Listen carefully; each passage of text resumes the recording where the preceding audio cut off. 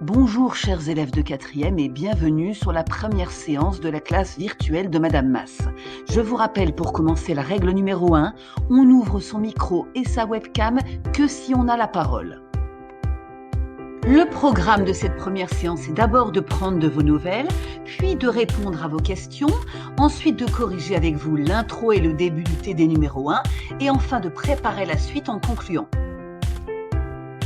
Afin que je puisse prendre de vos nouvelles, vous allez cliquer sur l'icône suivante et vous allez choisir le statut qui vous correspond le mieux.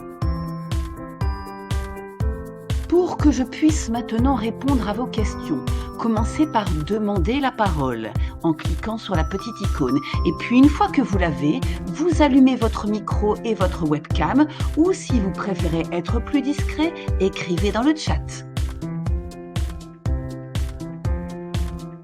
Vous avez donc commencé à travailler sur le dossier d'histoire numéro 3, Société, culture et politique dans la France du 19e siècle, et je vous invite à compléter le titre de la première leçon, Une difficile conquête, votée de 1815 à 1870. Nous allons maintenant corriger l'introduction, 1815-1830 Restauration, 1830-1848 Monarchie de Juillet, 48-52 Deuxième République, 52-70 Second Empire et après 1870 la Troisième République. Et vous êtes maintenant capable d'expliquer la succession des régimes politiques en France après 1815 en répondant à la question « Quels événements entraînent les changements de régime ?» puisqu'il s'agit de révolution ou de coup d'État. Nous commençons donc le TD numéro 1, monarchie constitutionnelle et suffrage censitaire, en notant la correction de la première question. Sous l'Ancien Régime, les Français s'expriment à l'occasion des États généraux. Notez maintenant le petit 2. Dès 1830, ils peuvent régulièrement voter puisqu'ils ont une carte d'électeur.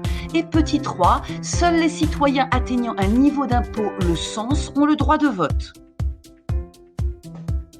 Notez le petit 4, il fallait payer 300 francs en 1814 et en 1827. On constate donc un appauvrissement de la population. On termine par la correction du petit 5, il fallait payer 200 francs en 1831 et en 1847. On constate donc cette fois-ci l'enrichissement de la population, ainsi que l'âge minimal en baisse et une diminution du cens.